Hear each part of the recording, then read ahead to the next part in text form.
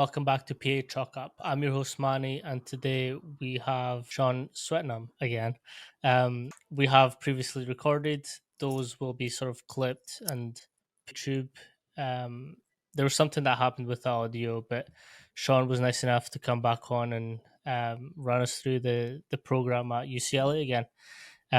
But before we get ahead, if you just let us know who you are, what you do, and how you got to where you are. Have you ever wondered how I'm able to run my business, my podcast, and still be able to coach? Well, I use TeamBuildr. TeamBuildr is an all in one coaching software that reduces the amount of time that we spend on the back end of programming, on our Google Sheets, on our Excels, and allows me more freedom to do testing. With this podcast and episodes, I'm actually able to run some programs that I learned through different coaches coming on. To find out how you can use TeamBuildr and how it can apply to your own program, visit the link in the description and catch yourself a 30-day free trial. Just simply use code PACHALKUP, that's PACHALQUP, and start the next stage of your coaching career. Me on again so we can clarify what we went through, and hopefully this one goes smoothly, right? So I work with UCLA Football. I primarily work with the specs, which would be our kickers, punters, snappers, of course. I also assist Coach Hicks with RTP, and then I do a bunch of other stuff and kind of swing around and coach other guys as well. So whatever is needed, I'm kind of like with the swing man in that regard. So Coach Corey Miller is our director. Our scientist that I share an office with, obviously, here is Coach Johnny Brasher. He's the man. He's our Tony Stark.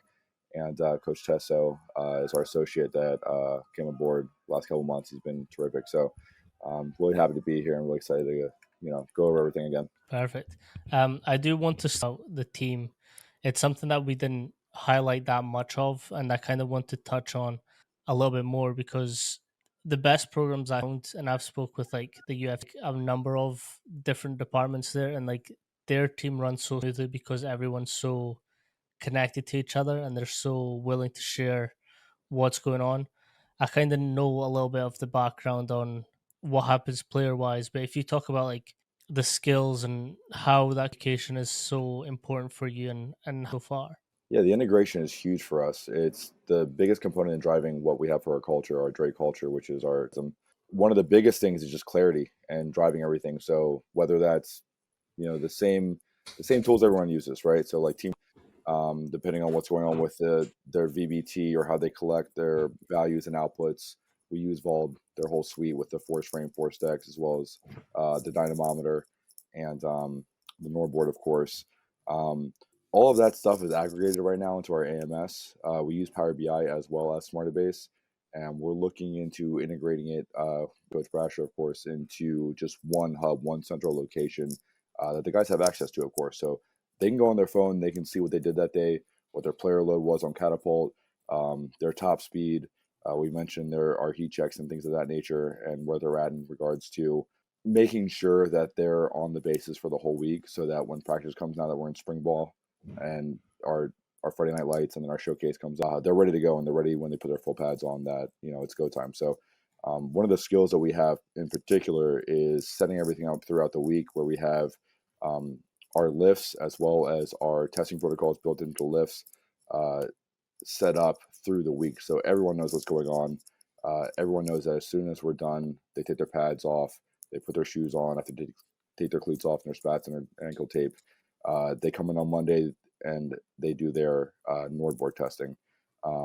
Whether that is out of season, where we use our standard just Nordic setup on that, or now where we're football specific, that time of year, we're not trying to get into a full Nordic, of course, right? So we go into a isoprone setup. So we're long lever. That's been really, really helpful for us to make sure that we're still hitting the hand with regard to where they're at, their asymmetry, their power output, their torque, of course, and all the values that Vault gives us. Also that longitudinal tracking of where they were, where they are now, and where we predict them to be based off the player loads, as well as the total yardage and high-speed yardage based off of what they did last year around these times. Inside of that, there's other things we can layer in that's position specific with each coach that's designated to those groups. But the main idea here is like there's clarity and everybody knows what's going on. Moving forward out of that, we have our CMJ jump that we do after our second practice, our drop jump that we do after our third practice later in the week. And then we just added that infrared thermography with thermohuman that we touched on last time as well. Hmm. So there's a lot of tools that are in there. And there's a lot of ideas of like the guys know what's going on and they can look at their data and see where they're at, and they can start to have higher level, higher order conversations about, hey man, uh, I hit 19 miles an hour today on this yellow day or this green day based off where they are, and they know the verbiage of everything, and they can start to talk shit a little bit to each other, and they can start to compete a little bit, and they can start to build that culture of, hey, next time out, this is what's going to happen, this, that, and the other. So that's very exciting for us to hear, those conversations happen. But contextually, they're also starting to get better and more refined and more polished. So it turns out, hey, you ran 19 miles an hour, man, but you only ran, three, 300 yards of high speed running, 75% or over. You weren't really getting after it today. What are you talking about, right? So you might have hit a, you know, later in the week. What we do, depending on where the guys are, we want to put hurdles out, not hurdles per se, but wickets rather. The smaller hurdles, 6-inch ones, we lay them flat based off the guy's size. And after the warm up, they hit a wicket. We try and get a 90% sprint or above every week to maintain that speed, and make sure that we have our high speed running set up. So we're inoculating the hamstrings, of course. They're in their pads. We want to make sure that they're running fast and they hit it at least once a week so that we can retain that quality, at least 7 to 10 days. We prefer 7 days or under. So we really add wickets to one of those practices strategically, depending on where we are. The last time we did it was a little bit later in the week. But it works out really well. And everyone that did hit their 90, which was over a third of the team, hit it during that period based off of what Coach Basher had with the catapult. We had one guy hit it in one of the drills afterwards. I think one of the competition drills. It Yeah, was so seven it's all. still within the range that close enough to when you wanted them to hit it. Right, right. And we had, over 60 guys PR, out of the off season going into spring ball. So with how everyone's trending upwards, of course, life is good. Like we would like them, to get stronger and faster and continue those. But at a certain point, there's where we're at right now in terms of total value, and we bring in the body weight stuff into that too, and the biometrics, of course. But the decrement of what they're losing in terms of strength and speed, just as the two overarching themes.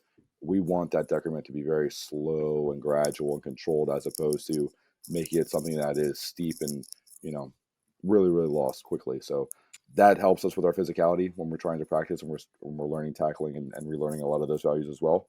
But the other side of it is like, man, we just want to have fun and go fast and be strong. So we want to throw Mm. around some weight when we get done with the practice. We actually have some guys that are more excited this year than they were last year after practice to come in and actually lift weights and move stuff because they have an idea of like what's going on. They have an idea of like where they are with their strength. Yeah, and how, like, I'm guessing how that impacts their playing as well. Mhm. Um, Last time I kind of wanted to dive into a little bit um more, but obviously most coaches have heard about wickets and how to set them up and what to do. How how do you set it up for football specific when they are in their gear? Yeah, we keep it very simple. We were using, I don't want to get out specific distances because everyone has their own, stuff that Mm, they're privy to. But we have like a small, medium, large is what we say. okay. We don't really, and that's in terms of distance between each wicket. We don't really use the large sizing that we have just because guys are not opening up. Those are guys that run consistently over 20 miles an hour. And we do have a good bolus of those guys. The idea behind that too is like, we want them opening up? Do we want them Mm, focusing more on their acceleration based off where the wickets are, the distance of the total amount of wickets, right? Um, and then we've been using our medium setup, but when we have pads on with our bigger guys, our O line, our D line, even some of our OLBs, like we want to make sure that they're in a little bit more constrained because they'll be a little more upright. Some of these guys have knee pads, or sorry, not knee pads, but knee shoulder braces on. pads. Okay. Yeah, so we don't want them, catching their knee braces, of course, too. So um, with that, even with pads on, they're still hitting the numbers that are 90 and above with that extra weight. And I know Charlie Francis said like 80% is, usually where we see, top end speed, um, of a translation of body weight to using pads. Well, the bigger guys, we don't use 90%. It's either an 85 or an 80, depending on where we are in the year as well, to Mhm. make sure because, we got 300, 15, 317 pound guys running 18, one or two guys running 19 right now, or almost 19 for another guy. So It's very constrained in terms of, hey, like we want to hit one of these. It's less than 5 minutes, so we're not taking away from the coaches because it's football time. I think that's something else that I kind of wanted to touch on is you're obviously hitting very specific percentages of speed. How often are you doing that on the off season compared to in season? Yeah, we're hitting our speeds at least once a week now. Organically, if a guy hits 90% more than once a week, that's great.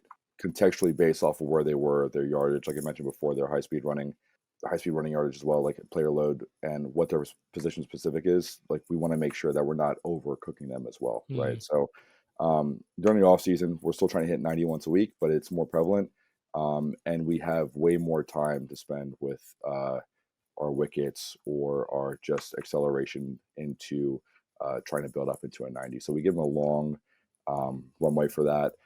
We also give them time to kind of like set up where they can either go into a 2 point start or they can kind of do like a more locomotive start where if they want to do kind of skipping motion or some kind of motion where they're not really knee driving yet. So they have a little momentum before they go into an acceleration. So they're not going from 0 to 100 as soon as possible. mm, They kind of float into it.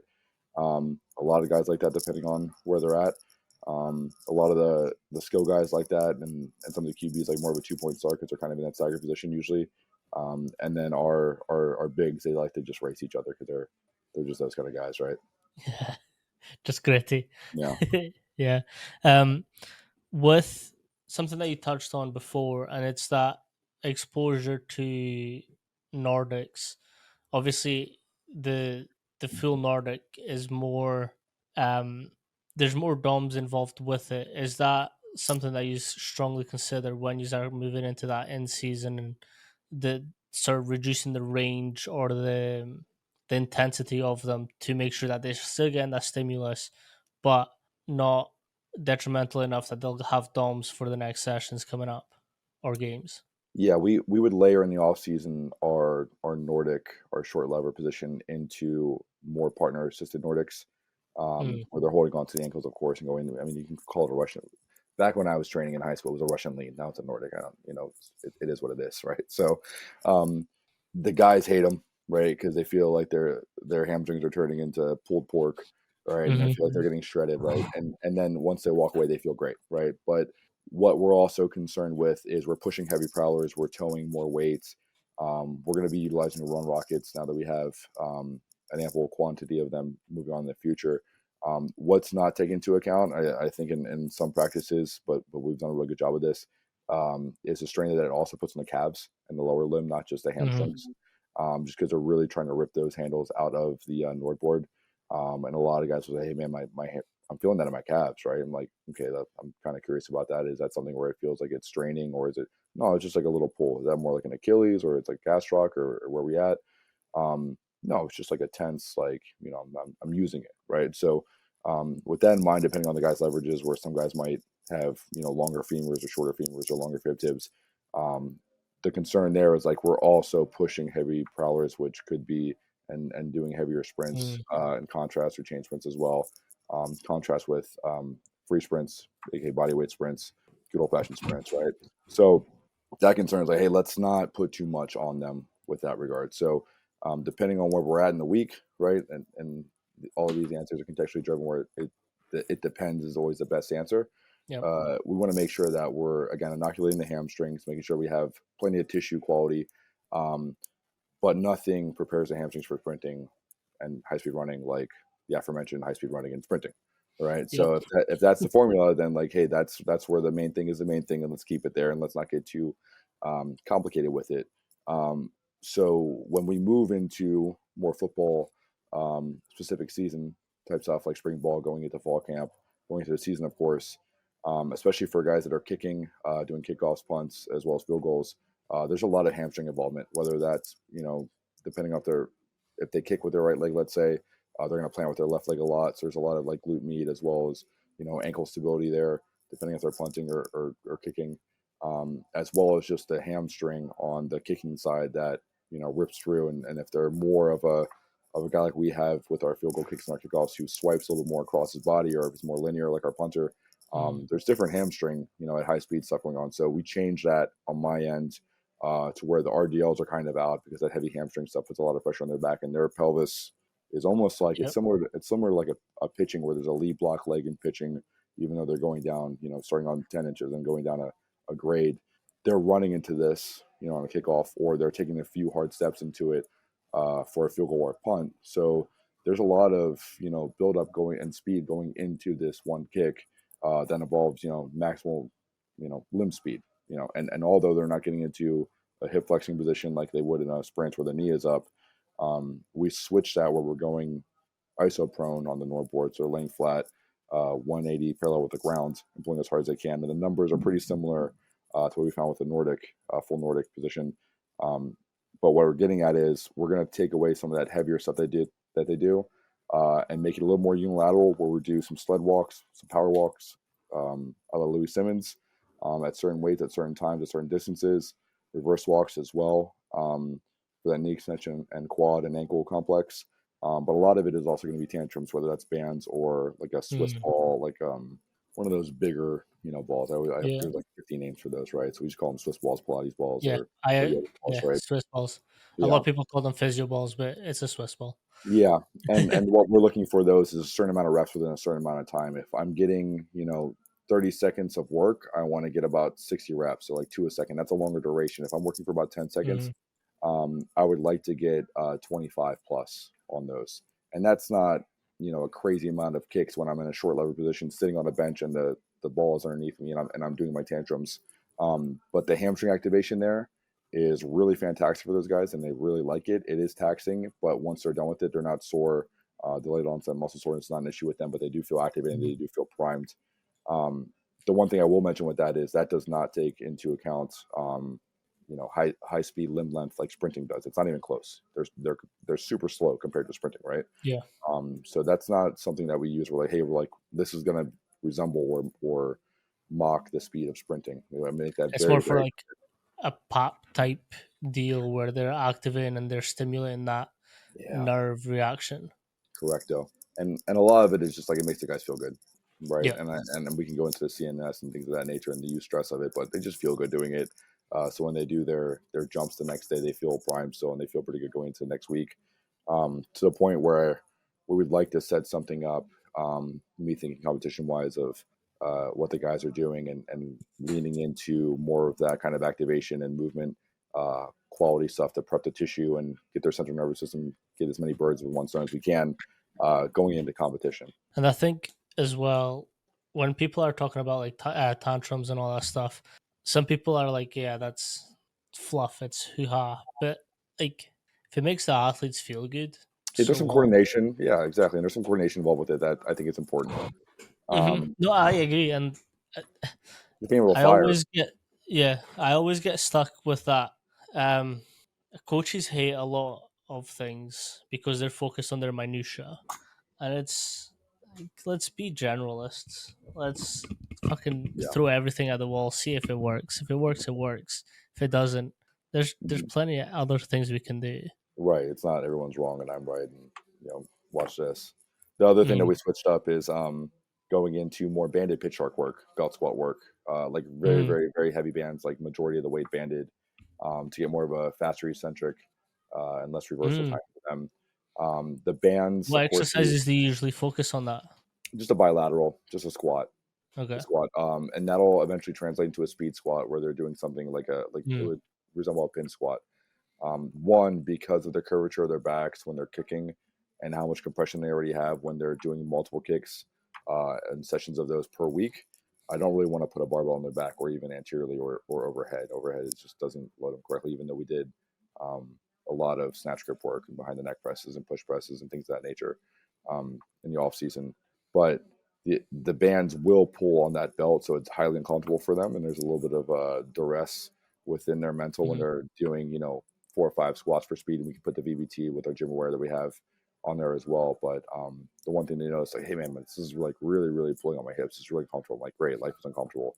I deal with it. But then they like, oh, my back feels much better because I'm getting more decompression than I would with just 9 plates on there. Like a pitch shark is I don't know what the ratio is of what the actual weight you put on the belt to what it mm. actually feels like. It's like a 4 or 8 to 1. I don't remember, but you can load that thing up, and the guy's like saying they're lifting 700 plus pounds on a pitch shark at weighing 185, 195. Mm-hmm. It's kind of like the leg press ratio. For sure, for sure. Yeah, I see a lot of Instagram where like people are just stacking up weights on the leg press, but then they get discussed like that's not the same. that's the one exercise that freaks me out. That's the one where the knees just go backwards, and there's a Oh there's a warning yes, on that. Yeah, it's like yeah, yeah. Um, we also kind of spoke about quite a lot of about sorry this we spoke quite a lot about the asymmetries. Obviously, kickers have big asymmetries because they're one's stable, one's moving at fast rates. And we kind of talked about the 13%, but you actually think it should be less, which I agree with. Do you want to dive into a little bit more about the asymmetries and how you sort of manage them and deal with sort of leveling out? yeah, for sure. I want to preface that by if I'm seeing something on the Nord board that should be not removed per se, but that's probably I'm probably late to the party. If I'm seeing something on the Nord board, I should know that they're a little bit fried. I should know that there's a little bit of an asymmetry. Watching their gait when they jog out to practice, we have a whole suite set up where they're doing hurdles, mini bands, body tempering, kind of like a body shop before they go into early outs Hmm. for practice.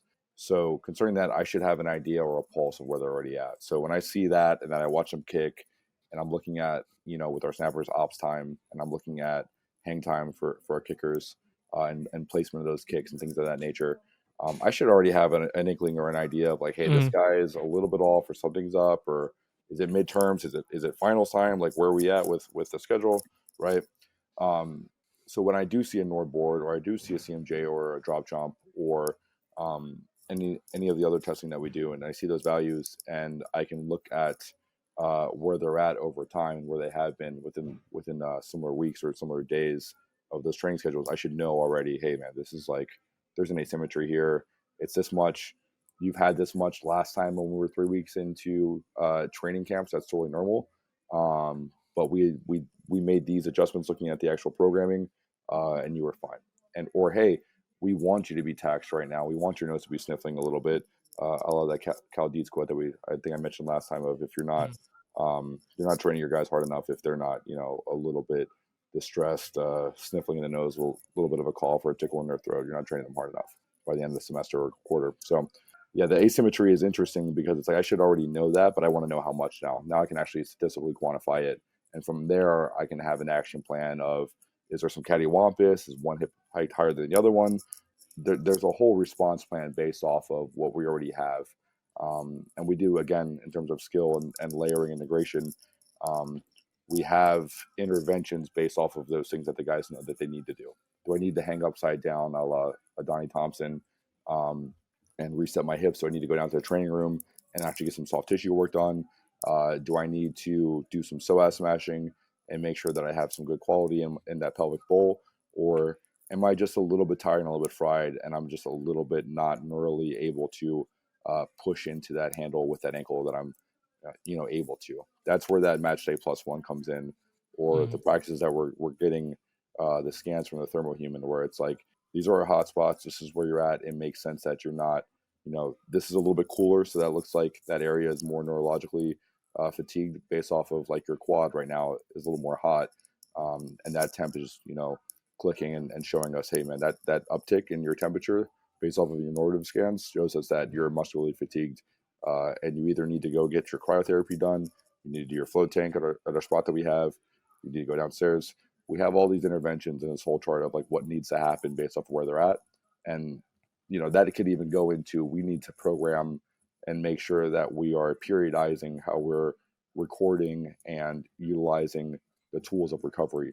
Those modalities are important too because we can't do cryotherapy all year long because at a certain point the guys, if they're not adapting to it, then yeah, we should, but it depends on what's going on. So I think we mentioned tachyphylaxis last time, and just like the drug or the dosage of what we give them is losing its intended effect. I think that's highly Hmm. important, and utilizing recovery where here's an exercise or here's a mobility movement or here is some modality and this is how we use it, whether it's a voodoo band like you mentioned before as well.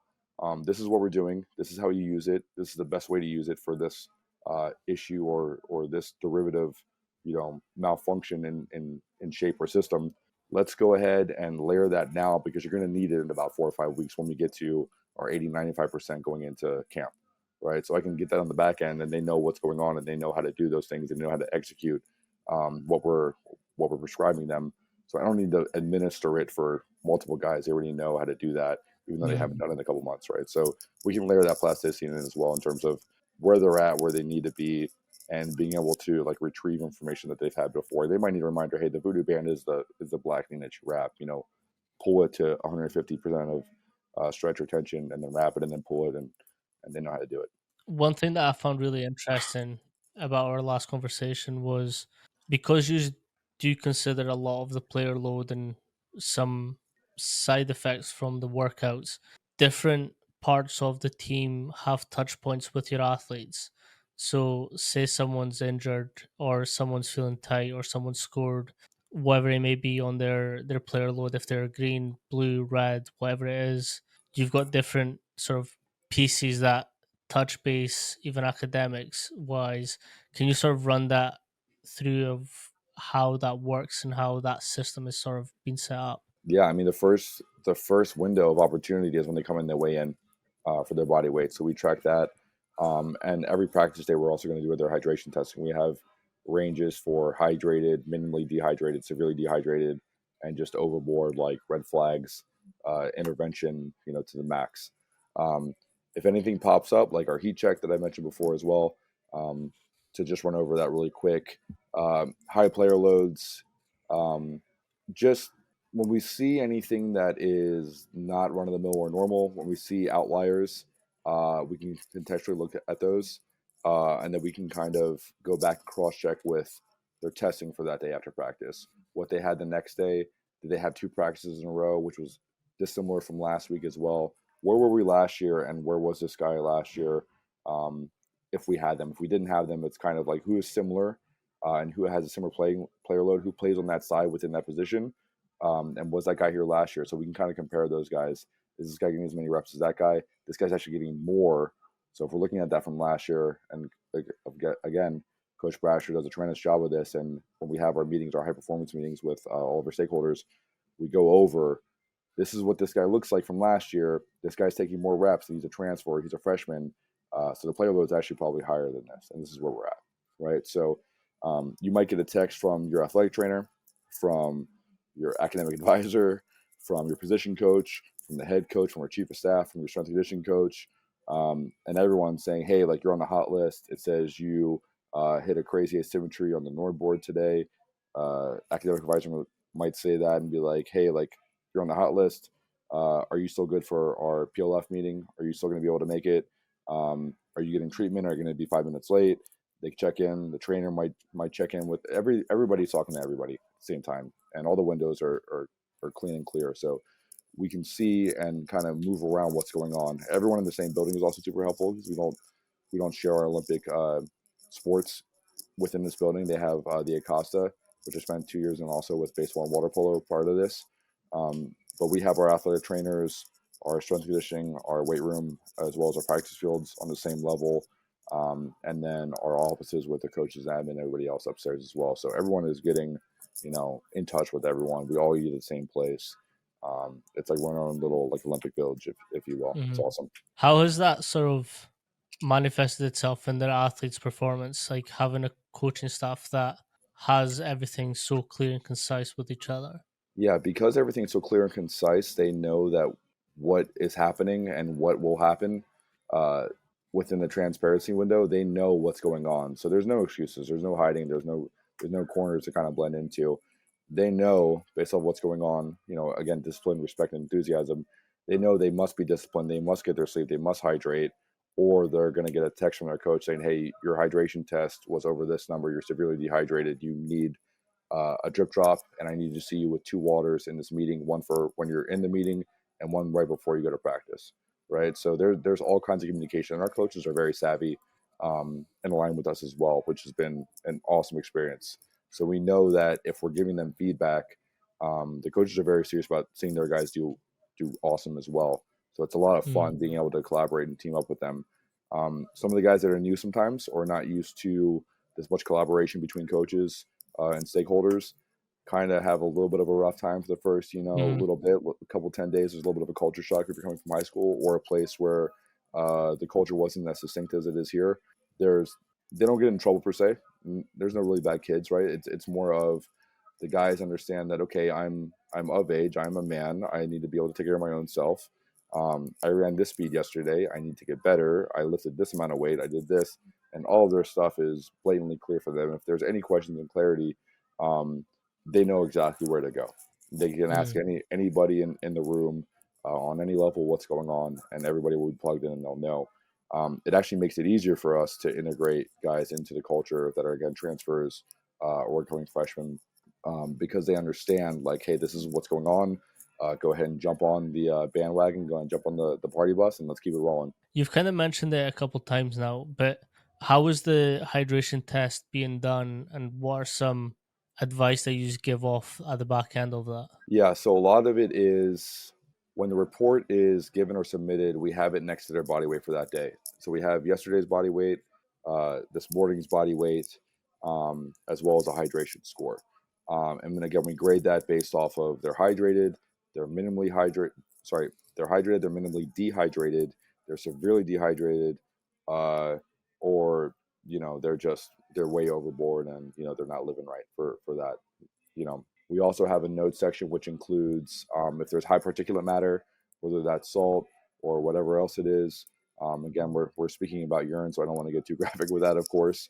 We're testing that with a refractometer, um, and we're using a specific gravity to make sure that that number that we have um, is, again, relates to their level of dehydration contextually based off of their weight. So we're not saying, okay, this number is here, so that means you're dehydrated. Mm. But coach, I'm up 2 pounds. I drank a gallon of water yesterday. Urine is clear, yada yada yada. But this says I'm dehydrated. What is that? Well, maybe you're not getting enough electrolytes. Maybe you're not getting salt. So the refractometer and the specific gravity here for those units that we're getting are not popping up. So contextually, we can say that hey, keep doing what you're doing. Let's add some electrolytes. You need some salt as well. And maybe we throw you some pickle juice or right stuff if we're too far in the hole, and we get that done before their meetings in the morning because we're a morning practice organization program. So we get that early. So when they're in their meetings at 7:15, I'm already sending the report of this guy's dehydrated and he's two and a Mm. half pounds down. This guy's hydrated, but he's 3 pounds down. This guy is dehydrated based off the number, but he's up. And we have conversations based off of those, and again, interventions based off of those, rather. So the coaches get it, everyone gets it. As soon as they're in meetings, they'll get notified. Corey Miller, our director here, also gets notified, and we can have those conversations before they put pads on, before they got to practice. We're already hydrating, we're already getting our electrolytes in. We might need carbohydrates because that's also huge for us as well. A lot of guys will look or feign dehydrated, but we look at their plates when they're eating lunch, and they're not salting their food, or they're not eating Mm. enough starchy or complex carbohydrates, and they're eating more, quicker digestible carbohydrates or fruit that don't sit as long. So the carbohydrate, balance is super contextual as well. So we want to make sure that we're not just getting a number off of a refractometer and saying, "Hey, you're dehydrated, man. That's it," because that's just not one. It's not professional. Two, it's not contextual, and three, it doesn't drive education with how we're having a higher order conversation with them as well. How aware are they now, having sort of gone through these protocols with Mhm. hydration? How how quick are they able to pick up themselves? Actually, I need X, Y, Z to actually fuel myself for Right. performance. Um, Hydration as well as food security is huge for us. So in all the rooms, they have water, they have Powerades. They'll have like a little container of drip drops, liquid IV, depending on LMNT, whatever they want, depending on what their flavor choice is. Um, and they have all of that accessible to them. So if there is an alert during a meeting, they'll find out and they'll be able to, as soon as they're out of that meeting, have a conversation of, hey, this is where I'm lacking, this is where I'm at. I need to be drinking multiple bottles or whatever immediately. What we'll also see is guys that will urine test will have a smaller size sample in terms of like not much urine Mm. within that sample, so the testing is a little bit harder. Um, but if you're not providing much of a sample, then you're probably dehydrated, right? Color is big for us too, but we do offer beet juice as something that is Mm. important to us. And if you've had any experience with beet juice, especially your first experience with beet juice after using the bathroom, um, from the front or It's the a back scary end. You if you thing. forgot you had beet juice, it'll be a surprise, right? Um, so understanding that is important to, hey, this urine looks darker. That must mean he's dehydrated, right? That's like the usual like charts we have Mm-hmm. is color of dehydration. Um, but again, contextually driven, that dark urine might be because this guy had a beet juice before his lift, and he had a beet juice before practice, or he likes coffee and things of that nature, right? Or his vitamins that Yeah. we're giving him based off of his blood panel that we did earlier in the year with our nutrition um, staff and our dietitian, Nikki Johnson, who is an absolute beast. Yeah. So you also do blood tests to check what they're needing for the the best performance that they can get from themselves. What does that sort of entail at the beginning of the year? Yeah, it's performed at a time closer to physicals. I'm not privy to, Okay. it's with a doctor. It's UCLA Health. We get a lot of resources based off of just being in Los Angeles as well as our connection with UCLA Health because we are UCLA, of course. And that might sound redundant, but the entities are important to distinguish based off of dealing with general population and then dealing with an athletic population here that is in Wasserman for football and Acosta for the Olympic sports and Mo Austin for basketball. So understanding where and when they get tested. A lot of it has to do also with like sickle cell testing and making sure that, and again, based off of HIPAA, right? And contextually driven, of course, again, to be redundant on that, they understand what this person needs when they need it. And some people might have a pill that they need to take every day, whether it's vitamin D, whether it's a multivitamin, or they might have weekly setups like a zinc or something that it might be deficient in magnesium.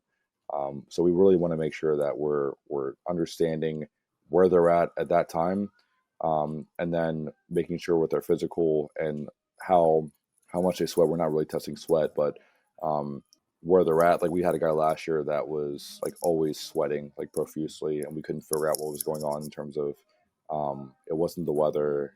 We started giving him some salt tablets, and it helped out a ton. But you can literally, as he like would jog by from field to field, you could hear his like shoes squeaking and squishing because he was just Oh, so overly sweating, and he would hydrate all the time. And um, it didn't affect him negatively at all. It was just gross, right? With some of the guys, like getting physical with them, of course, right? Like that, like getting physical with a guy that's greased up is tough.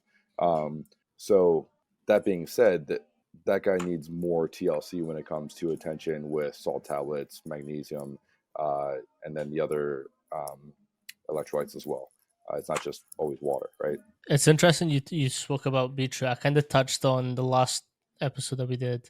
Um, the sort of studies I was involved with at university, and that was we ran Beatrice once, and I completely forgot the next day, and I was like, it was a number two, so I was like, Ooh, something in right here, but then I, I I found remembered, and I was like, oh, so apologies. I found out I was very super iron deficient because of beet juice because there's a beeturia component to that where my stool was the same color as the beet juice where I was going to the bathroom and it was all red and and again I forgot that I was taking it um, and I was like whoa there's something going on like with my colon or my stomach my organs. I mean this is scary stuff. yeah, my fiance was like, "You need a doctor's appointment." I was like, "Wait." Like I've always found hydration and the sort of health side of it quite fascinating because like there's different ways that you can. s- I'll back up a little bit. The driving factor of performance is nutrition, rest, and recovery. Like Coach Mac has this saying where like our job is pretty much just 10% of their daily life. We're essentially just trying to mitigate 90% of the injuries and everything else that's inherent with sport. But in saying that, because hydration is so important, like the nutritionist at UW when I was there, Ali Vanderberg, she jumped on the podcast and said like with athletes being dehydrated, their peripheral vision actually closes in as well. So like for a football player, that's major because like you've got people running in all directions and everywhere. So keeping hydrated and really opening that field of vision can be so beneficial for their safety as well. It's huge and peripheral vision. I mean just being athletic in any sport is a Mhm. dominant trait, right? And just understanding, being able to, multiply that OODA loop over and over again. Like, how are you going to observe when your field of vision is, smaller, and that bandwidth is less than it was before. The hydration component for us is also important for RTP, right? Just tissue quality Hmm. overall in general, um, as well as understanding that there's some papers on um, just hydration quality as well as like concussions and the ease of concussions based off of Hmm. like the blood-brain barrier, uh, not having enough like padding in between as well. Coach Sweat was kind of dying, so we took a little break, but we're back now. Let's um, see. we also, again, we're not that different in age brackets, but one of the things that I've always spoke with two coaches that have openly discussed voodoo bands, um, or voodoo flossing. Can you sort of break down how you are using it and the importance for the program with that? Yeah, so we're not able to administer occlusion blood flow restriction per se because downstairs they have it again UCLA Health, um, and we want to be safe and not incur any injury or any long lasting effects of blood clotting or just issues with venous return. So downstairs when they do administer BFR occlusion, Katsu training, whatever you want to call it, based off of you know what your flavor and preference is, we have it set up where they have a number of pressure that they involve, so they can track everything and know where they're at. With the voodoo band specifically, there is some inclusion in that because we are wrapping them pretty tight. We want to make sure that we're wrapping them, in the right area where they need it the most. I think last time I mentioned we might cut a lacrosse ball in half and put that Hmm. half of a ball in, so there's like a trigger point going into it as well. No matter what we do, we want to tack down that tissue and then floss it. And this is something that I've done for multiple years and used in multiple settings. Private, the first 10 years of my practice were from 2011 until 21, were probably before I got in collegiate. And I have been working with collegiate and professional athletes prior to this, but not in a one team setting. And everyone loves voodoo bands. Everyone loves the setup of that Kelly Starrett started, and having conversations with him of it was a bike tube, like an inner tube, cut it up, and it Hmm. was the setup where it was just enough where we're tacking the tissue down, allowing some sliding and gliding surfaces uh, to regain the elasticity. And the one thing that he would always go over was um, like looking at the hand in terms of like the skin on the hand and how this is normal. But when it's tight, there's not a lot of movement in there. And if we're tacking it down and kind of moving around, we want some plane that's getting not as much of this, depending on where we are and what area. Um, but the guys get immediate relief from it. Like flexion gapping is also huge for us, putting a ball behind the knee or a towel behind the knee, um, and different things of that nature too. And a lot of like distractions using heavy Hmm. bands on different areas. And I mentioned hanging upside down from the pelvis as well. Um, but with the voodoo band specifically, like we want to make sure that when we're manipulating blood per se, we're trying to get nutrients into that area. So we cut off a little bit of that venous return just because it's wrapped tightly, right? Um, we do add some of that like waste removal once we get out of there and it flushes in, and we're making sure that again looking at the hand where we have some kind of capillary return that's quick or slow depending on where we're at, right? You can see the color change in there. I'm trying to get on camera. Um, Yeah.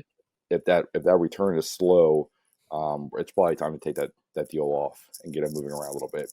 When we tack that tissue down, when we tack the tissue down and we have them um, constrained in that shape or that position, we want to isolate that area. Let's say we're trying to get after a calf and we're wrapping below the knee.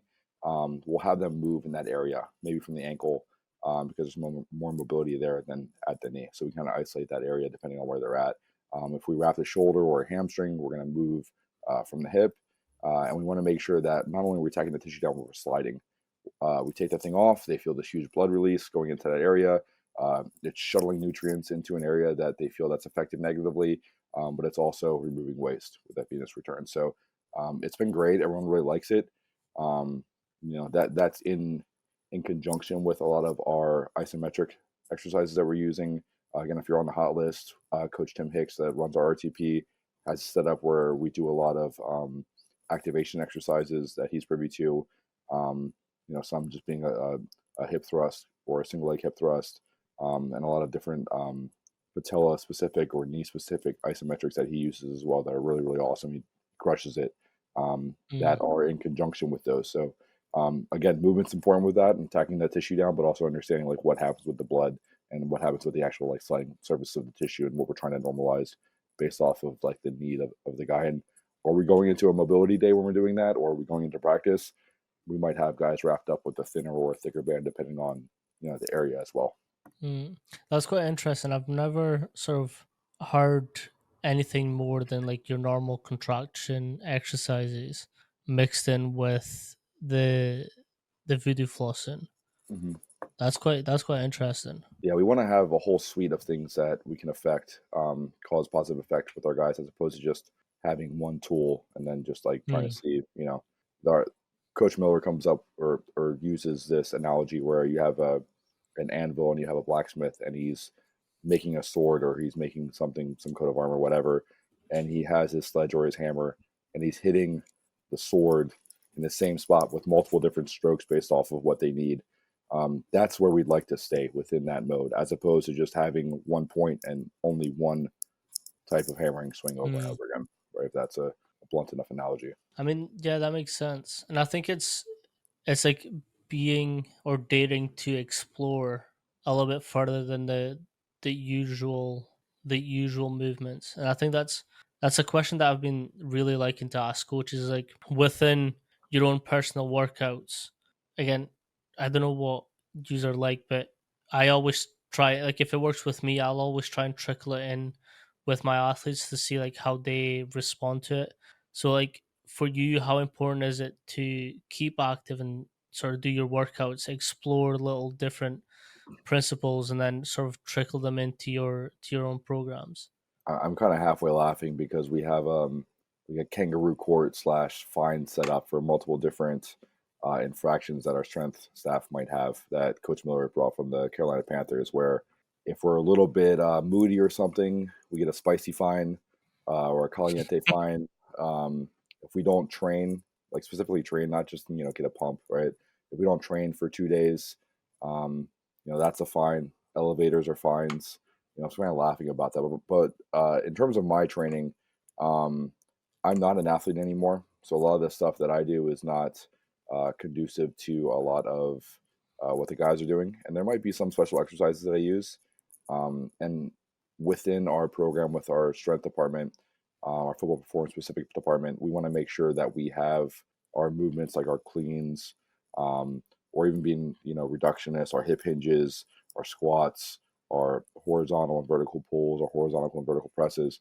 We have percentages of those what we need to hit, and the modalities are up to and privy to what each coach needs and what each athlete needs. Right. So there's multiple lenses that we can put on that, but Coach Miller does a great job of allowing us to do what we need to do within the parameters of UCLA football specific performance. Understanding that, I like to use a lot of special exercises. So a lot of special exercises I do, whether they're for hip flexors or tib raises with the mechanism or gripping things, behind the neck lat pull downs, different attachments and things. Some people might think it's exotic, but there's specific purposes for it. A lot of the slant boards when we're doing some of the more plyometric hops and single leg stuff to get into the ankle as well. There's a lot of things going on. Like we changed out we have our kabuki trap bars, open trap bars, when we're doing block pulls with those, and we changed that recently to a split stance high pull. So high hang or low hang, I give them the option. Uh, High pull with our split stance. The others are behind the neck. Yeah. So a lot of the stuff we do, it might look different or exotic, but contextually driven is number one. So the results speak for themselves, and yeah, those are the hops with the ankles and just getting into different shapes and positions. And that's a lot of our off season stuff. But I got a lot of comments or questions about the high pulls and some of the different exercises that we use because we're not used to seeing stuff. And hey, like I want to use that with my guys. Like, what are you doing with that? And it's kind of specific to us, right? And like, yeah, Mm. like maybe that's more as an idea with you. But a lot of it was like, hey, like we're doing a split stance high pull because I eventually in the future want to do split cleans with them because I think that's very important as well. And split cleans where they would start from a bilateral position, and let's say they start with the left leg forward, right leg back. When they split, they'll do a split clean, power clean, right? They'll split stance, the left foot's in front, and as soon as they catch that, they're going to go into a split jerk, and their switch feet where their right foot will end up being in front of the left foot will be behind. So that dynamic movement, when we hook it up to the gym wear and the VBT, should be pretty violent. and really help with the kinetic chain. And a lot of it, transfer of power from the feet into the upper body, or the feet just into a rotational aspect. And I think we touched on that last time, where there's a difference between Hmm. turning and rotating. And a lot of the stuff that we see Yeah. as rotational based training is really just hips and shoulders are turning together, as opposed to hips go and then the shoulders go. So again, going back to that a little bit, like maybe we just need some ground contact time, or we need some Mm. force into the ground with load. And if I can get the guys to use 155 pounds, or somewhere around like 80 kilos, to drive their left foot into the ground before the right foot swings, and I can kind of simulate that, and not being too specific. I'm not trying to get sport specific, position specific with actual loaded movements, and some of the Franz Bosch waterback stuff that we use as well, getting into the QL, and just, perturbations, things like that. So there's a lot going on, right? I like the Lewis Simmons idea of 20% barbell, specific Mm. movements or derivatives of those movements, and then 80% special exercises, because it seems to work really, really well for our I guys. think that's it's something we also spoke about the last time we recorded. It's like I can disagree with a coach on something, but I'll never want to tell them that they're wrong, because again, you've touched on it just now, and it's like, a, you don't know what athletes they have. It's program specific. You don't know the playing style. You don't know mentorships. You don't know experiences. So like I I have a big issue when coaches start attacking other coaches based on their program. Now, if they're putting athletes at risk, then talk about the coach, but not the athlete. Like it's not the athlete that should be put on blast for it. Yeah, But it's, again, I love this job because I get to see how different programs have evolved and sort of been influenced by um different experiences. And I think we also spoke in depth about the split cleans, and you kind of went a little bit more into the specifics as why. So if you don't mind, I kind of want you to dive into that a little bit more, and the yeah, usage and what you've sort of taken away from it. yeah. A lot of the usage is just like variance, and not for the sake of novelty, but for the sake of ensuring that the guys are athletic and they have rhythm and they understand how to move with load, and they can holistically have awareness of their surroundings, or external load as well. So, um, with the special exercises, it's funny, especially with the split cleans. A lot of people just, oh, it's just a clean, and then you kind of have to put one foot in front and one foot back, and that's pretty much it. And then you reset. But we're still looking for violent hip extension. We're still looking for triple extension before they get into that split position with their feet. Um, and a lot of it, again, is we might translate that to overhead, depending on the percentage that we might drop and the speed. We always want the meters per second to dictate the load.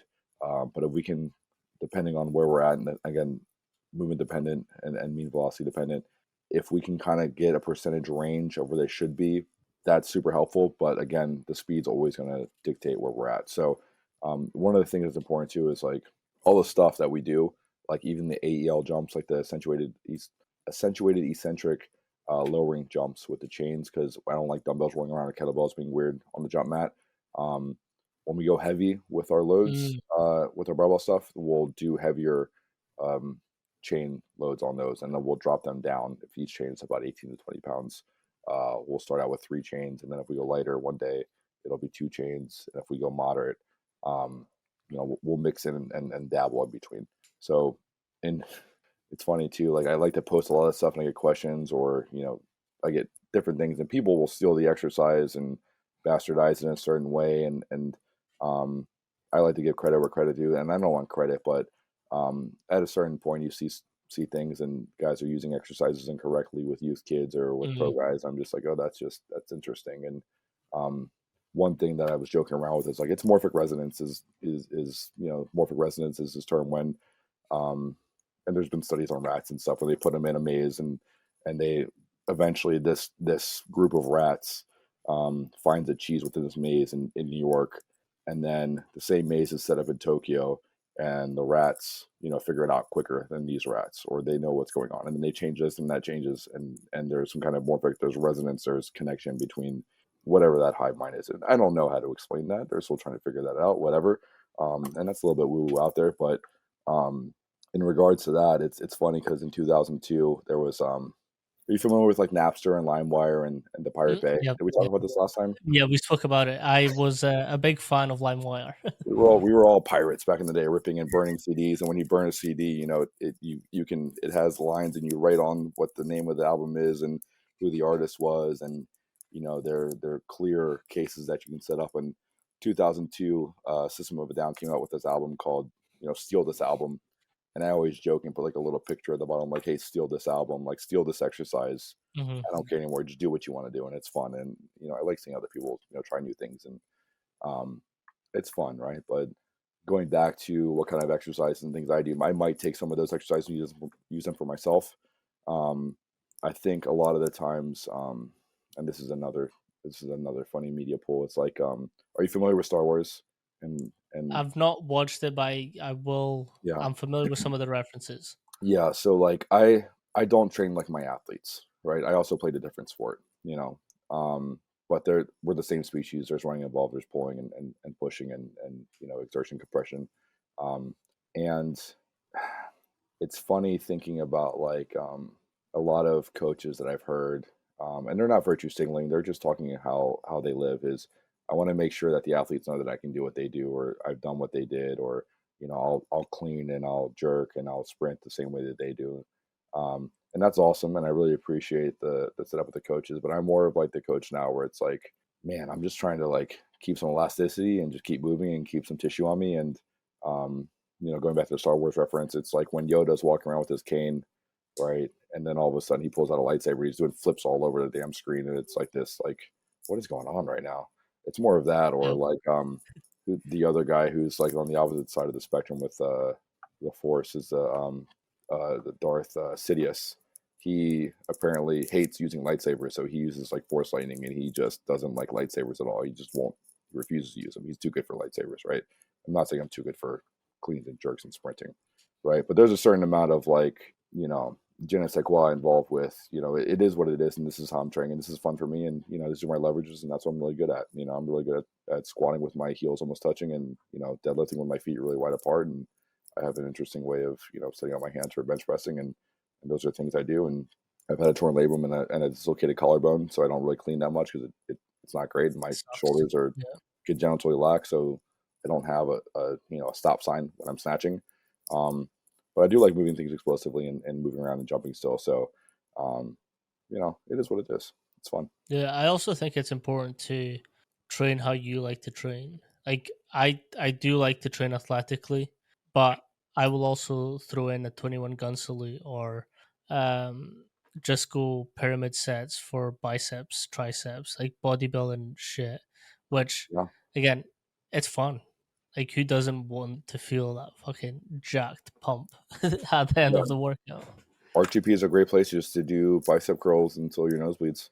Like, obviously joking, right? That's figurative, but there's a lot of different ways where the guys feel different movements based off where they're at, and they're just like, "Well, I really like that." And it's like, yeah, it's just a different way of doing the same thing. Yeah, I was. This is the other line I had from last time. Is like some people think the opposite of fire is water, and some people think the opposite of fire is not fire. We're doing the same thing. The fire's got to get out somehow. You know. I've been having a discussion recently, and people think that strength and speed are, and this is kind of touching on your point of polar opposites. Like strength and speed are polar opposites of each other. I think they're right next to each other, but they're just expressed differently. And like what I mean by that is like there's an element of strength and speed, and there's an element of speed within strength. It's just expressed differently in the sense of obviously with your conventional strength, it's slower, but to move that speed, you still have to go through a to move that weight and that strength element is there, you still have to have some element of speed with it. I've not articulated this the best way just now, but I do think it's closer than people think and not so far removed than what is perceived. Yeah, the strength speed curve from absolute strength to absolute speed, that middle ground of strength speed and speed strength is important of like ballistics and moving a barbell like Olympic lift, right? And based off of the outputs of power, it's important. And it's I think Charlie Francis slash Fred Duncan slash Buddy Morris um, had a quote somewhere within that realm was I've seen really strong people eventually get fast. I've seen really fast people working on speed be strong, and that's specific to the movements that they're doing, and if it's lower body power and whatnot, and how close they are with their jumps.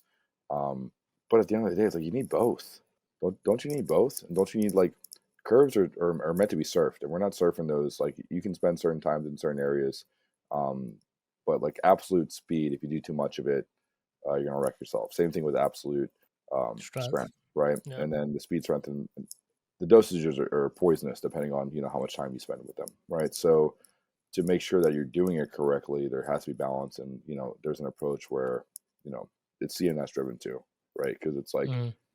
all throughout that, like I would love to see a strength speed curve like layered with CNS and like how important that is because those are all like high CNS things if you would like to do that if you're going to vertically integrate a program or a model like yeah you can do box jumps or you can do AEL jumps or med ball throws or things of that nature and then kind of have like a pretty chill day but if you're hanging out in that moderate zone too much you're gonna you know what are you really getting out of it. Right. So Yeah. again, it's important. I think like going further into that or trying to dive headfirst into that, it's like, yeah, really strong people are going to do really great in football if they're closer to the ball. The guys that are further away from the ball, like our wideouts, our DBs, our safeties, things that guys in the backfield, like it's important to know like where they are in context to like the main focus, aka the Mm. ball, and if they're on defense or offense. So yeah, my guys that are, out there, they need to run on their tempos. They need to run a little bit longer yardage than the guys that are more interior, of course. I think it goes back to that fill in the buckets. It does because and again, I think that so much of what we talk about as an industry, people see it as separate things, but there's always that golden ribbon that runs through all of them. Like to be a good S&C coach, you need to know biomechanics, you need to know physiology, you need to know psychology, you need to know sociology. I think, yeah, I do think the textbooks kind of ruin our perception of what the industry should look like. And then again, we talk about energy systems and ATPs and aerobic, anaerobic, and people think that as the match or game continues, they just switch off. But you're constantly tapping into them and sort of tapping into reserves, and oxygen is always ongoing, so it's always refilling and replenishing them with the stores. And again, we can talk about capacity building with you need strength to be powerful, you need power to be fast, and you need all of those to have endurance.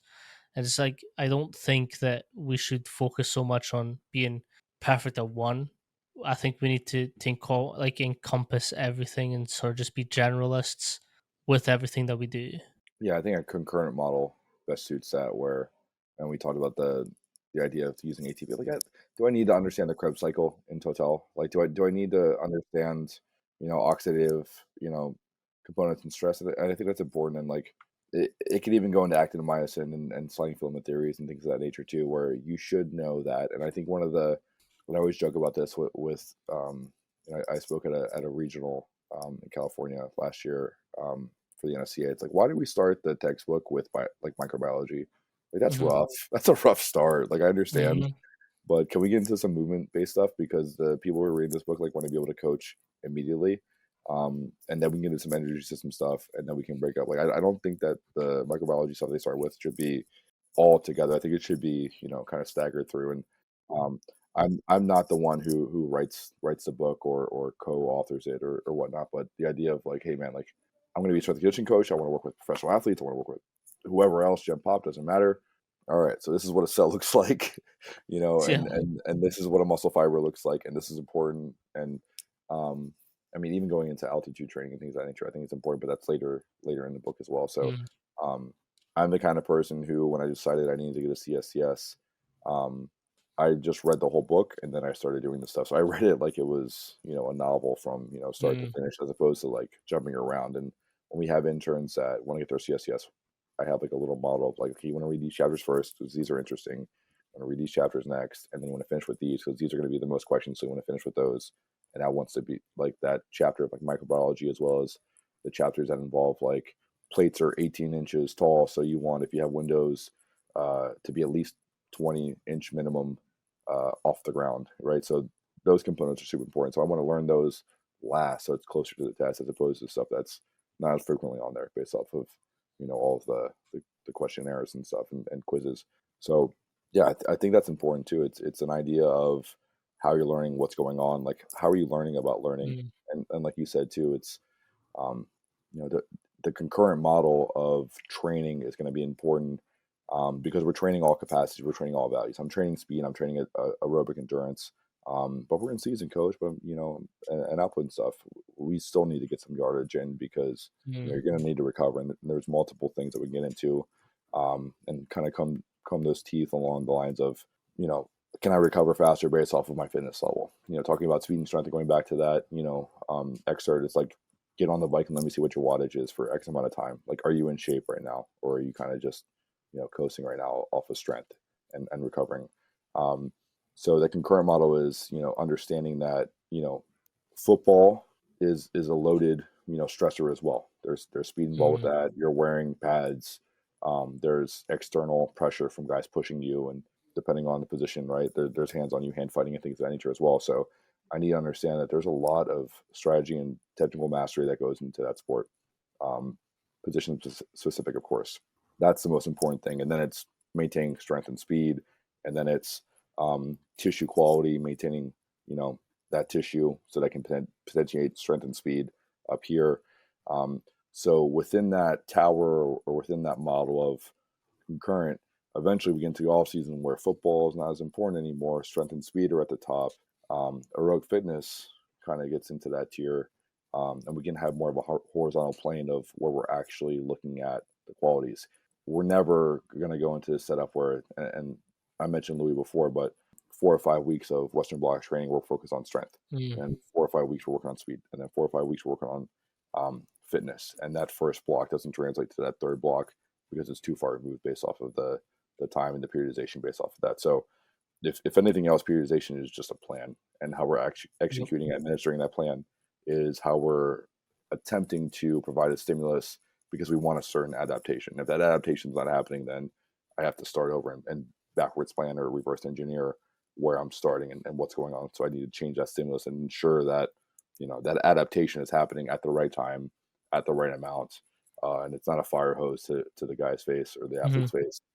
So we're not getting too much something we can actually slow them down if we need to, and kind of pull the leash eventually if needed. Yeah, last time we also spoke about reverse engineering quite a lot, and I loved your take on the exercise and progression and regression based on sort of reverse engineering quite a lot of what you do. Can you sort of break that down and explain what you mean? Yeah, I think I went into the zone of proximal development, meaning, I know this much about strength and conditioning, or let's even get into something where a lot of the coaches say like cleans or Olympic movements are difficult to teach. So if I know this That amount, was the example that we were talking about. right? Yeah. Okay, so the ZPD, zone of proximal development. If I know this much of a pie chart about, you know, let's say the power clean, let's say, so we're let's go hang power clean and be kind of specific with that. I know it's off the ground. I know I'm not going to receive the bar in a full squat. I know I need to stand up with the front rack, right, from where we're at, right. Mhm. So if the athlete I'm dealing with has a smaller kind of circle within that circle of understanding, hey, power clean is the one where I'm in the front, right, and that's usually what we get in terms of feedback. It's like, yeah, and then they try and put the bar on the ground and go, oh, hold on, we're high hang, or we're gonna low hang that power clean. Okay, so they pick it up, right, and then they go into a full squat. Hey, it's a power clean, right? We're not going into a full squat. I can bridge based off of what they know, with regards to where they're at, and then where I know. So I'm gapping, I'm schema building from where they are, and that's an easier kind of pickup as opposed to a special exercise. Let's say we're doing a behind the neck snatch grip push press, and they Mm. haven't snatched before, but they've done push presses. Let's say, let me rewind that a little bit. We can make it a little more complex. Behind the neck snatch grip push jerk. So you need to catch with their knees Mhm. bent, right? So it's like, hey, the bar's on your back. Your back is your chest is up. The bar's on your back. You have a wide grip because it's a snatch. I've never done a snatch before, coach. Okay, let's see where your shoulders are set up. I like to do the test where I put my Yeah. hands behind my back, and wherever my elbows are, if I can back up a little bit, depending on how much space I have, wherever my elbows are, right here in this position there. I appreciate that. If I keep my elbow right here and I just extend my arm, that should be my grip when I rotate down of where the bar should be. Mm, So for me, I have ridiculously long arms. If I'm 6'2", my wingspan's like 6'5", 6'6", and maybe shit. more. I don't know. Like I have long arms, so I'm short torso built for rotation, which makes sense of why I was a pitcher. So Yeah. my pinkies are on the collar on the barbell if I'm going to be snatching and going overhead. So if I have this test of like, hey, you're here, boom, we're set up, keep your elbow right there. I mean, you can even see I have some hypermobility in that too. Turn it over. That's where we're at. The bar starts in your hip crease. We're good, right? So at least I have a starting position of like where my hand should be on the bar. Hey, remember how we do our CMJ where your hands are on your hips, you dip a little Hmm. bit, you come up, and then we land in that same position. That's the same thing, but now you dip, you drive, that bar is coming overhead, and you receive the bar overhead, right? And that's pretty much it. So I can use a different movement to understand where that's from. And then the third example of that would be using some kind of schema building or scaffolding where they don't know any movements, and I'm teaching them to like do a deadlift or let's say like a clean pull. Hey, back flat chest up is always a cue for literally everything we do, right? Unless you're lying on your back on a bench press, you want to arch right a little bit in the upper back. So back flat chest up. When we start out, the bar is on the ground. It's loaded with minimal weight. You know how Kobe Bryant or Allen Iverson or I don't know who's someone that's more age appropriate if we're Luca or LeBron, right? Let's talk about them. Mm, When they're tired and they're on the court, they put their hands on their shorts and they put their hands on their knees. You're gonna do the same thing except your back's gonna be flat. Pick up the bar and just stand up, right? That's all we're doing. That's our deadlift. We'll eventually get into a shrug and then get on the balls of our feet for a clean pull. But I can get them into certain shapes based off of what they already know. So the main process of that is like, what does the athlete or um, person who's attempting to learn the new skill, complex or not, what do they already know, and how am I bridging that to mm, understand like where they need to be? So that reverse engineering is important in regards to just teaching in general. So one of the things that we talked about as well is like if we're teaching a clean or a snatch, I'm going to start from the finished position and have them come down. So I'll have them in a front rack position, and if they front squatted, which we like to lead into cleans before we get into those, I'll say, hey, you're going to turn your hands over, you're going to keep your knuckles down, and you're just going to ride the bar back down into the ground. Um, do that a couple of times to kind of again layer the plasticity there, and then can you reverse that, right? I always start out also with like if I'm going to start in that end position, I'll say, hey, this is what the entire movement looks like. I'll do 2 or 3 reps. I'll say, here's what it looks like from the side. You try and do that. Okay, that's awful. Stop doing that. My eyes are bleeding. Let's start from the end and go from there, right? yeah. Um, I actually just remembered how we got into this topic, and it's coaches not teaching these Olympic movements because they're too hard to teach, and I think we were just going back and forward on that.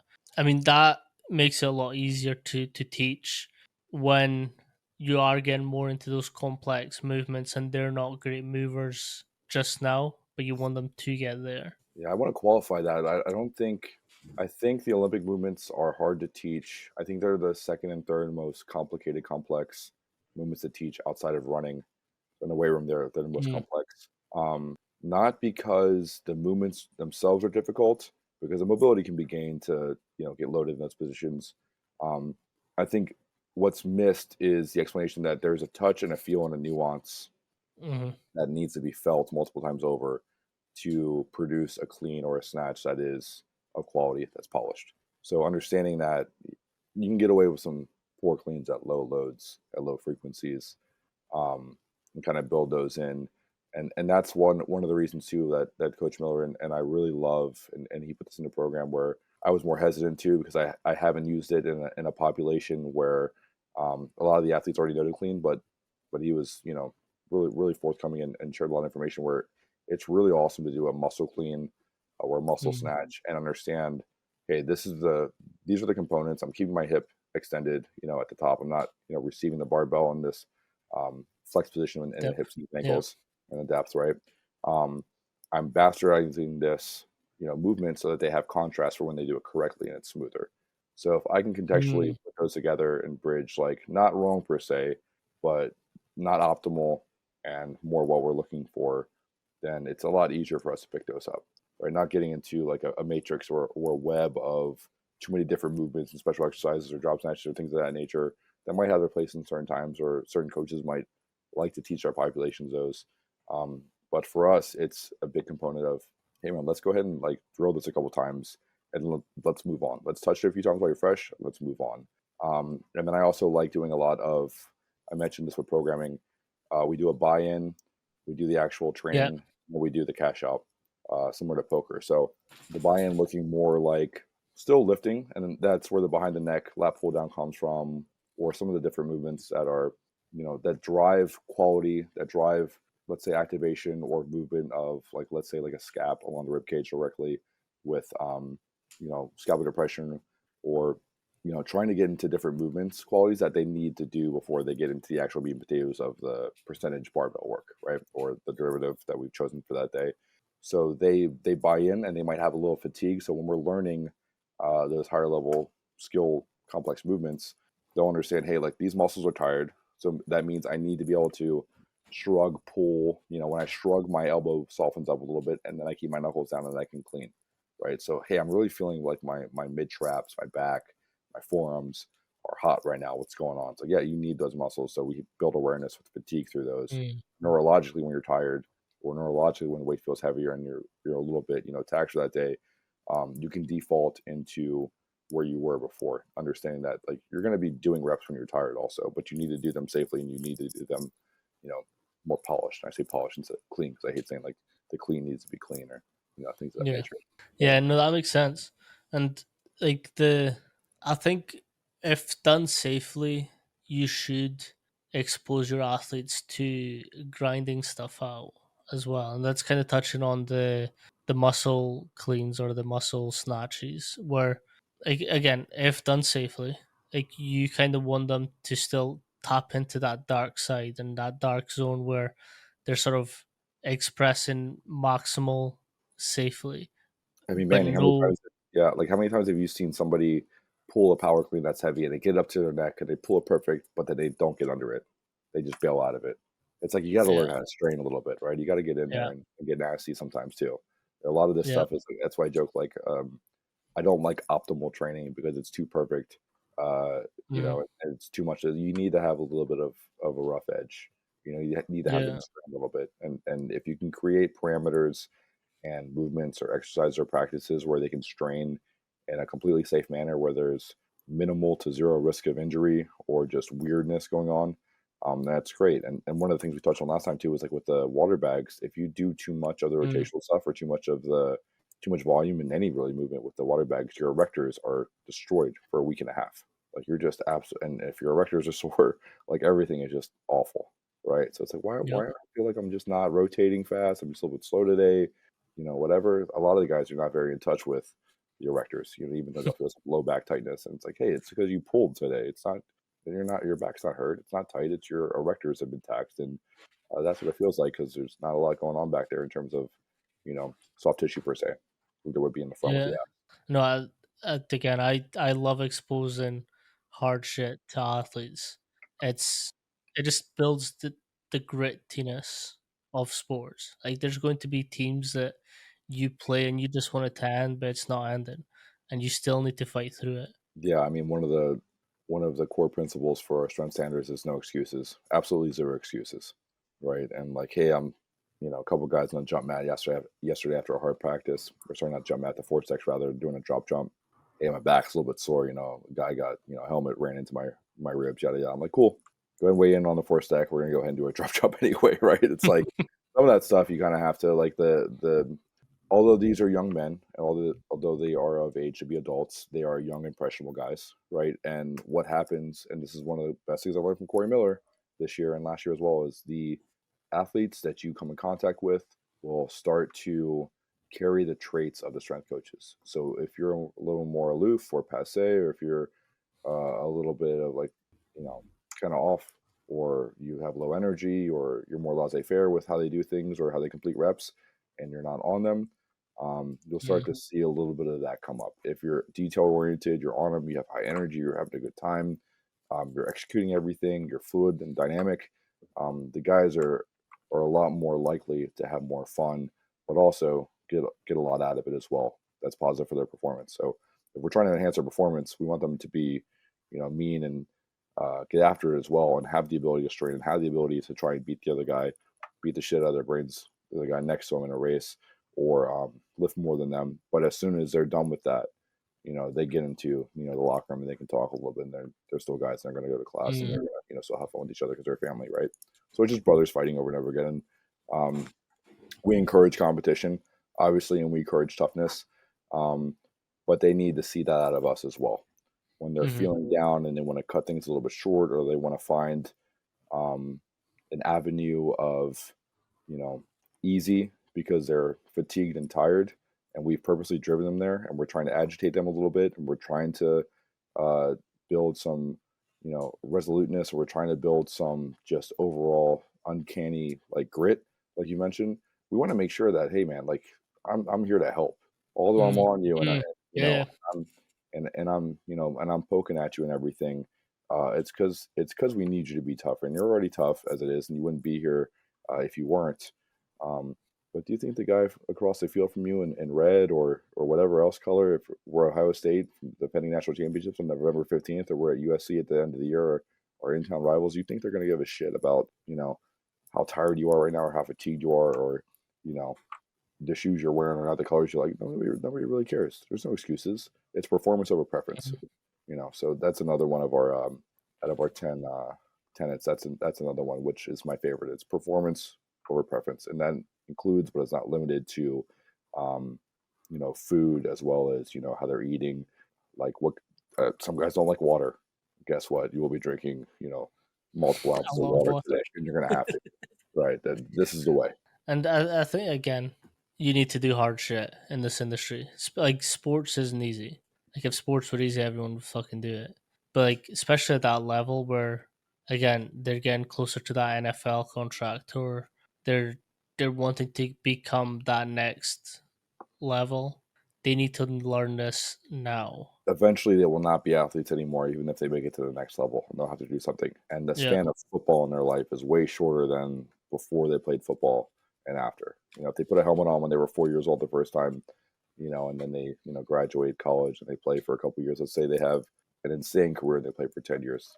Uh, guess what? You're not going to, for the most part, with where we're at, if all things go naturally and well, you're not going to die at 30, 40, 50. You got so much more time Mm, after that.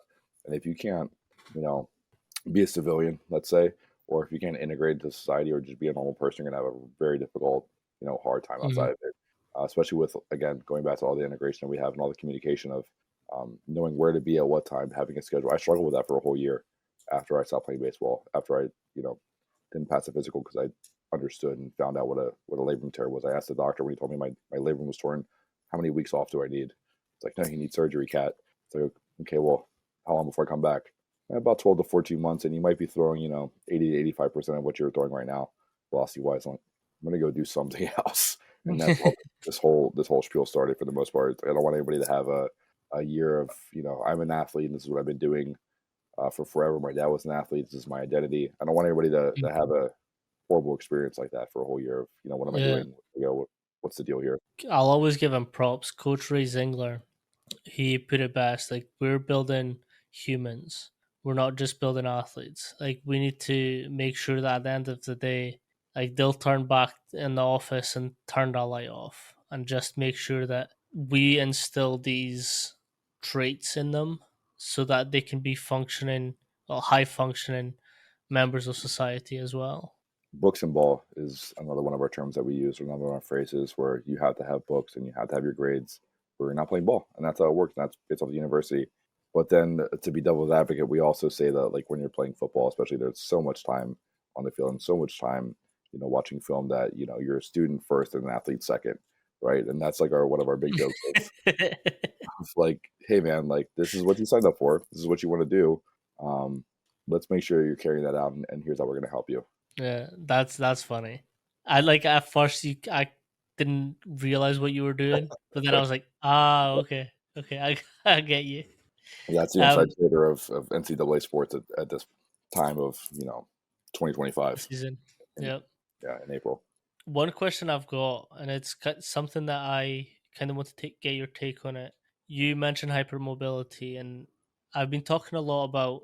controlling end ranges and how that's important for, again, m- most if not all non-contact injuries happen at an overextension. So how important for you is it to be able to control end ranges, and how do you prime and prep your athletes to handle those end ranges? Yeah, I think numerical values are super important in that regard to understanding how much hyperextension in what areas. Like I'm more hypermobile in my elbows and shoulders than I am in my knees and hips, even though my hips and knees are very flexible as well. Um, there's an asymmetry there as well. So getting somebody on the table, getting a goniometer, understanding what degrees of hypermobility they have, um, and then also with our suite with Vauld of having a dynamometer, understanding at those ranges, like what is the strength and power of those certain shapes and angles. So if I can normalize that, or create some kind of like baseline of data to understand like where they're at within those areas that are more exposed, especially with non-contact injuries. The one thing we're missing with that is like, yeah, they're lying on their back and they're producing force in certain different angles, um, and there's no speed involved. There's they're going at 0 miles an hour, 0 kilometers an hour, right? So velocity is nothing. So understanding that is contextually driven to say, I understand that I have these values and these outputs and this statistical balance of where I'm at. Can I test those eventually down the road and find if I have more stability or just more force or more? I don't want to say absorbing a force because I'm producing force, right? And even if I'm doing like a depth jump, but understanding, hey, like, can I manipulate that in a way, or do I need to get some kind of external help, like a knee brace for alignment, Mm, right? Spatted ankles and taping of ankles. So there's a lot of like equipment that can also help with that as well. But understanding where they're at, and especially with guys that are more injury prone, let's say, or run into more injuries based off of um, how much action they get as well. It's like, can I understand that? Like, yeah, I'm hyperextension 5 after an ACLR, let's say, um, and I have this amount of strength in that area. The quad growth is this side, asymmetry compared to that side. That side is 20% stronger. I should be able to do X amount of things or these qualities based off of where I'm at. Um, that helps us drive a guy who's already injured, but I should already have those numbers and put a guy on the table. Our athletic trainers are tremendous with that, where we measure everyone as part of the physical. We have a whole suite of things that we do and to ensure that we have, an understanding of where they're at and what's normal, what's abnormal. Um, so understanding that is also important for like non-contact injuries are difficult because it's, mm-hmm. there's On some contact. mystery and some, right. Um, if a guy, like we had a guy get ran into last year who broke his humerus, and at Washington, yeah, it was a tough one. They had to ride the plane back. It was horrible. I really feel for that guy. But it's one of those things where like wrong place, wrong time, and you just get a bullet ran through you basically of a guy running 19 and change miles an hour like right into your arm, and another guy's coming from another side, and we've seen all kinds of catastrophic injuries as well. But um, with the non-contact stuff, like everyone has an idea of what they think is like the right answer for it, when it's, again, like, I'm more nihilistic. Like it might be what you think it is, and the biggest predictor of injury is prior injury. But if a guy is, when I've seen guys that just are built so weird and their knees touch, and they're in the inside edges of their feet on their arches, but then they start to rotate and move and go laterally, and they look beautiful and amazing. Like, you think, Mm, looking at this guy who's 6'7", runs 19 miles an hour, is 300 pounds, you would think this guy's going to get injured. He's just going to get yep. absolutely destroyed. And then you see him move, and it's like, oh, these are actually good shapes, right? Yep. So the It's like difference, the example of LeBron James's feet. yeah, yeah. Not to say Like we're looking at more, overnight feet, but those are crazy. And just like yeah. the kids wearing awesome shoes, and the thing that is also kind of curled over and not looked at is somebody who's standing. We're not in an analytical position, but how they stand based off of how they move is going to be contextually different based off of what side they're at or which way they lean. And if they play multiple positions, usually those people are pretty good bilaterally, right? Because Mm, they're used to using both sides. And there's offset stuff with medicine ball and more ballistic stuff, going back to that strength speed curve of where they're at with speed strength. But no, you're totally right. It's like the feet, show what's going on. And I mean, all the GOTA stuff is interesting, and going into like the dynamic neural stabilization of like the POG school and looking at like what babies do. But babies don't have kneecaps, so I mean, like, yeah, they're gonna squat great, whatever. Yep. That's not shade, It's but it's true. and I think, I mean, I personally believe that everyone should be able to do those primal movements, though, like some neck rolls, some rolls, Mhm. backwards, forwards.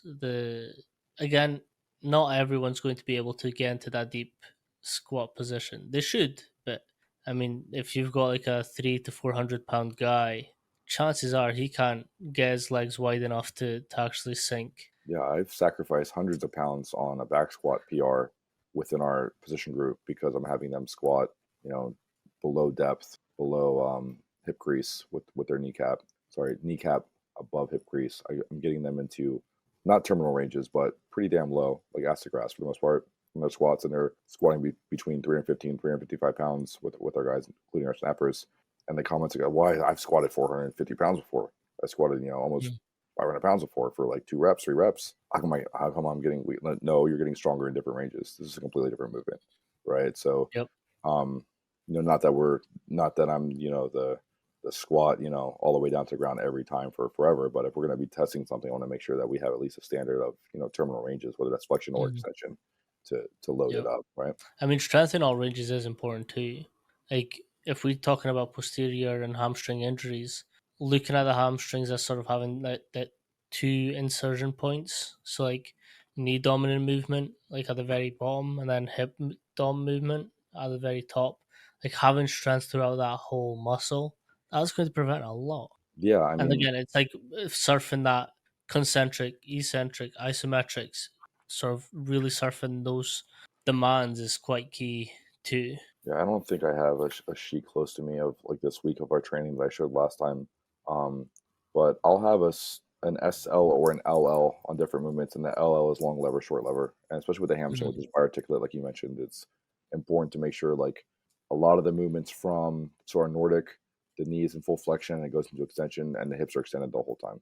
Right, that's great. But there's other movements where the hip is in full extension, and sorry, the knee is in full extension, and then I can, flex and extend the hip, a la some kind of just normal hinging, whether that's single leg or bilateral. So it's context driven and dependent on, and I feel like I Mm. say context probably like if you take a shot every time I say context, you're going to be absolutely on the floor sprawled, right? So like But the other, but then saying that, right, and you touched on it before, like everything depends. Like it really does depend. Like it depends is your best friend in this industry, because like not every athlete is going to need to do one thing the exact same way. Like not all athletes are going to need it. Some will need a bit more than others, but like it's like context driven. I can say, and this is an absolutist conjecture, right? I can say that if you do deadlifts with a rounded back, a rounded lumbar spine, and you use a twisting motion, you will get hurt if you do deadlifts in that. Like that's an absolute statement.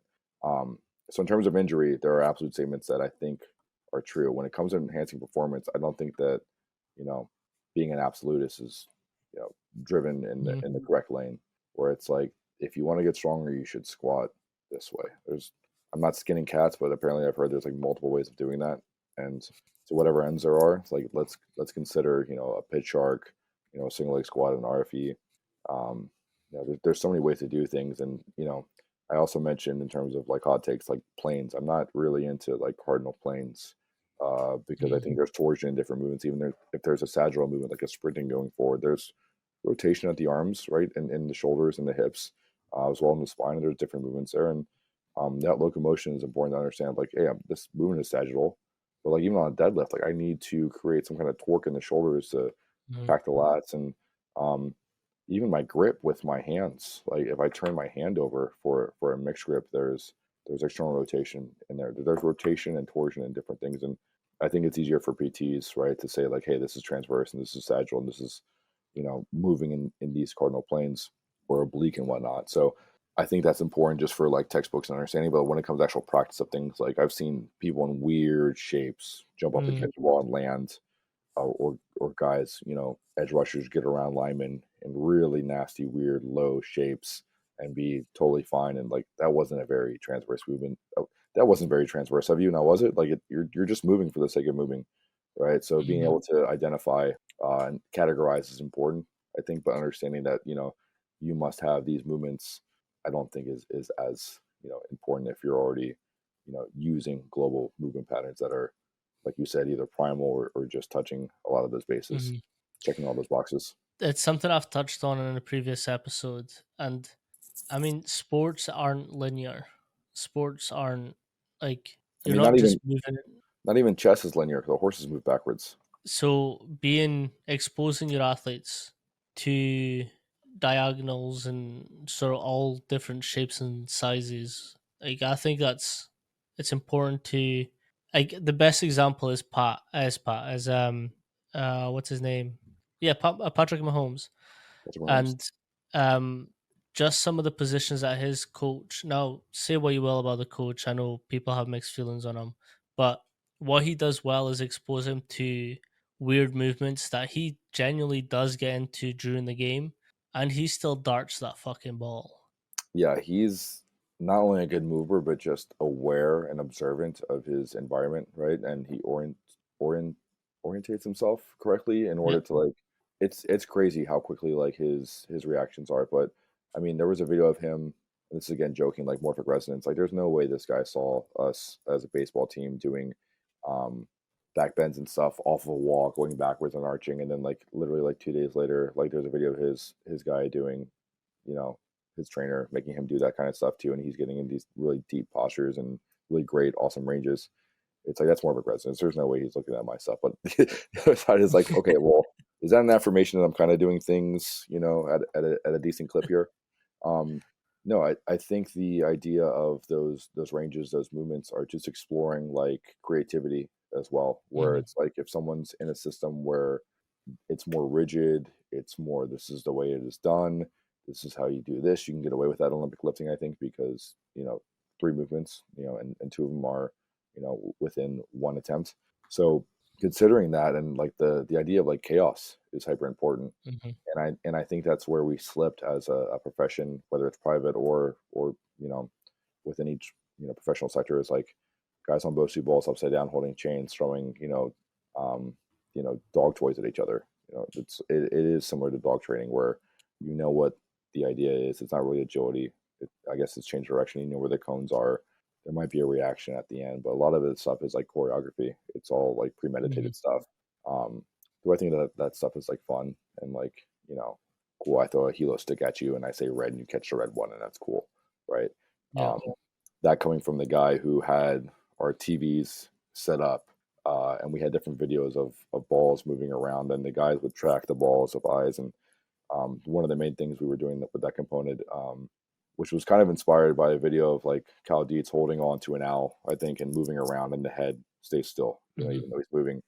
Um, if you're looking at something that's moving on a screen, right, and we had them go closer or back up, we had it faster, and they would do this in between their sets of like power movements. Like they might do Hmm.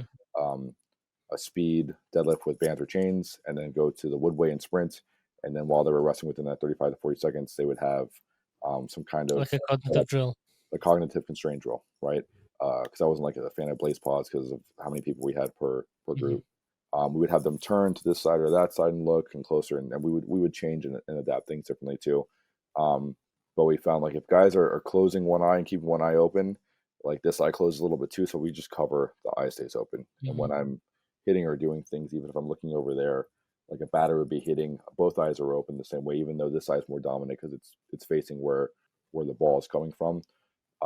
Or if I'm running down the field this way, if I'm quarterback and I want to throw the ball, my eye on this side is dominant because of where I'm at. I can still turn and look, but this is my more dominant eye. And I might be running across the field this way and throw off my back shoulder, which again, these are not things that you teach. These are not things that Hmm. you get into on purpose and you practice and just kind of just moving around and just kind of joking around. And there's a lot of really good trainers like geez, what's the guy's name? I gotta look it up. It's like Josh or something like that, where he has guys jumping over hurdles and different things like that. And it's like, dang, it's really good. It's just like movement, like capacity stuff that I really Hmm. like, and it's just exploring different ranges and exploring um, like more of what it's like to be in areas of chaos, which is what sport is. It's chaos with rules, and chaos with. with certain standards that they want to get into in terms of winning or losing. I think that's 100%.